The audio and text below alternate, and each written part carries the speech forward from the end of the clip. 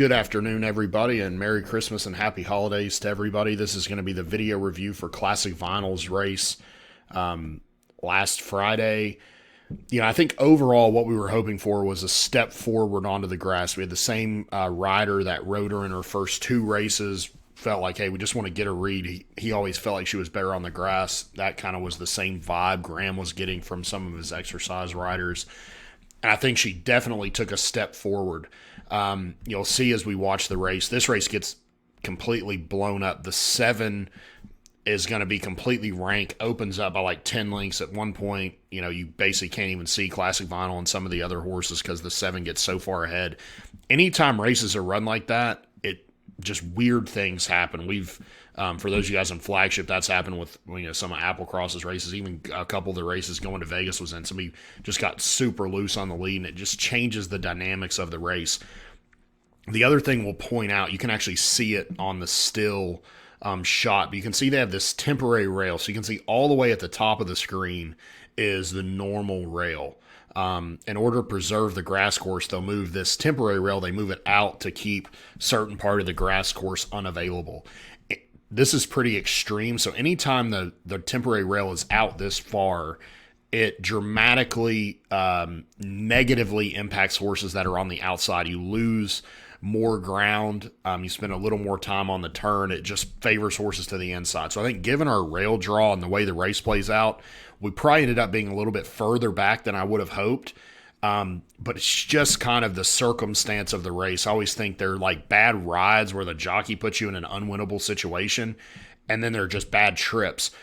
We got a little bit of a bad trip. I do think he made one negative impact, which we'll talk about once we enter the stretch. But, overall, I think given the rails were out as far as they were, given our rail draw, given the way the race played out, I don't think there was a whole lot he could have done in the early part of the race. I do think we entered the stretch. If he stayed on the rail, we probably ended up running third, maybe better. But the big thing is she took a step forward. I think grass is definitely going to be, where we keep her for the long term. So step forward, and I think this race ended up being maybe a little better than I thought it was going to be going into it, especially given the way the big favorite only could finish third. The two horses in front ended up just running better. So with that, we'll watch the race. I think the big thing to watch is we're going to break. The 4 goes to the lead, and it looks like we're going to get this really good stalking trip behind the 4. Once the 7 gets out, the 4 kind of takes back and ends up shuffling us back, basically the last entering the turn. And it's just one of those situations that really wasn't much he could do. If the 4 held their position in first, we're sitting right in the catbird seat, and we feel like we're in a really good position, but that just unfortunately didn't happen. Brad Ortiz Jr. for Christophe Clement. Miss New York draws the outside and will complete the line. They're in the gate. And they're off.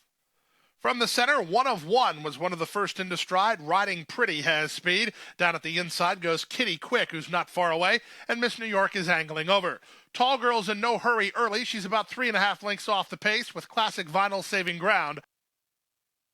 So you can see right here, I think we're in a perfect spot. We're on the rail. The 4's on the lead. We're saving ground the whole way. This feels like a great spot for us.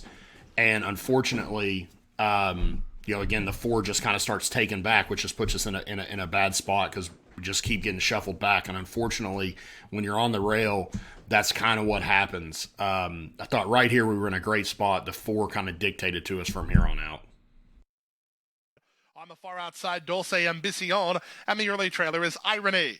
Around the first turn they go. Kitty Quick now takes the lead, immediately taken on by Dulce Ambicion, who's out in the center, and she's hard to handle for David Baracco. Dulce Ambicion running off on the top end. She now leads by 5. Second is Kitty Quick. She'll rate her own trip with Miss New York third. At the rail, fourth and Riding Pretty, followed by One of One. Tall Girl is next. She's out in the clear with no problems. Second last is Classic Vinyl, and the trailer is Irony. So an ambitious trip here for Dulce Ambicion. She's all in at the half-mile point, but she's 10 lengths to the good.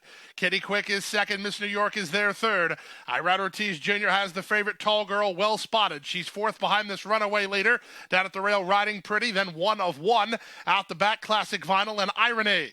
with the advantage, Dulce Ambition, but her strides are shortening. She's only 6 on top. Tall. So you can see us at the back of the pack here. Unfortunately, we're just in a situation again where there weren't very many options. The 4 had backed us, had backed herself down, and then by default backed us down. Here is the one area I think he could have rode her a bit differently. If he just follows the 4, he ends up getting a cleaner trip and he probably runs third. He's going to fan out. It's a little bit hard to tell, but he actually bumps with the 7. The 7 is basically done at this point. He's going to finish last. Is fading big time. We kind of slingshot off the rail. He said he thought maybe he was going to win. At one point he had that much horse, and he just bumps the 7. It looks like she's going to stumble and maybe fall. She regains her footing, but then the best she can do from 5th is that point. But I think had he just stayed on the rail, he would have definitely been third, maybe been a little bit better. But unfortunately, he comes out, bumps with the 7, and at that point, we were lucky just not to fall.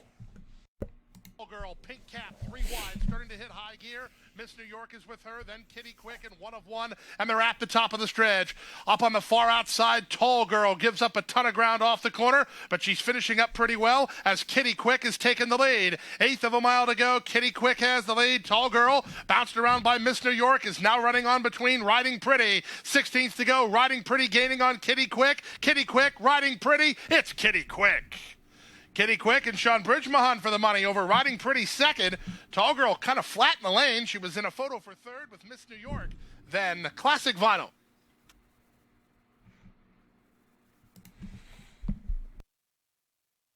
So we're going to pan to the head-on.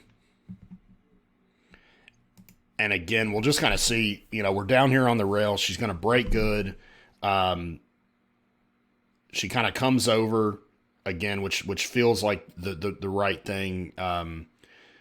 But if you stop the race here, you'd say, hey, we're in a great spot. We kept our position on the rail. We didn't get shuffled back. And then again, she got horses to her outside. The 4 kind of starts to rate, and there's nowhere to go. You can see the big favorite is on the far outside is number 6 in the Yellow Silks. And she doesn't run very good because she's wide the whole way, which is a punitive thing about the temporary rails being out.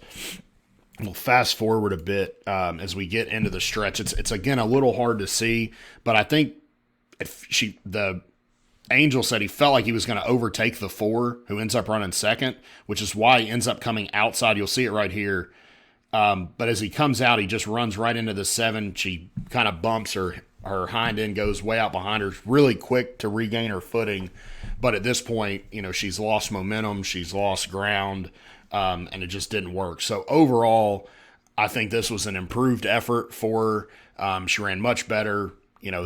Grams was supposed to be down in Florida today to look at her and see how she came out of the race. He said, she got a little bit of, the way she moves, like at some point she could need a break just with her ankles. The other thing we have to figure out is, she's a Virginia bred.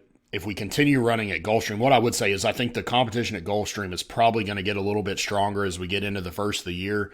So if we feel like, hey, at some point, 30 to 45 days off might benefit her, do we do that now when the competition's about to get tougher, or do we run her back, try to break through this condition, then do it, knowing that, hey, like we think in Virginia, or Maryland at Laurel, some of those tracks this spring, she's going to be a pretty short price favorite. We get a 25% purse bonus there that, probably makes it still slightly less than Gulfstream, but the competition will be less. And we can kind of work her through her conditions and then point to some of the regional stakes in that program. So Graham was going to be down in Florida this week. We're going to talk about it, probably make a decision right after the holiday to decide, hey, do we kick her out for 30 to 45 days, bring her back, try to have her ready to run, at April in the spring, or do we just kind of kick on until she tells us, more that she needs a break. Overall, he's like, hey, she's really sound. He said, every now and then she'll carry a little pressure on her ankle. There's nothing there on x-rays. But he said, he thinks that, kicking her out for 30 to 45 days might help her. And again, kind of knowing, the fact that she's the Virginia bred, the fact that we get the purse bonus, does that change any of the dynamics for what we want to do? So that's a question we're going to have to face with all of these horses just as they get going. Where do we go long term? A lot of it, like we talked about with her, is trying to identify what do they actually want to do. She won her maiden first time out. We stretched her out and we're like, hey, you know what? Even though she won her maiden on dirt, she might actually be better on the grass. So it's really figuring out each horse and what their ideal scenario is to be at their best. So I hope everybody has a great holiday and a step forward with Classic Vinyl. With a little more luck, we definitely hit the board.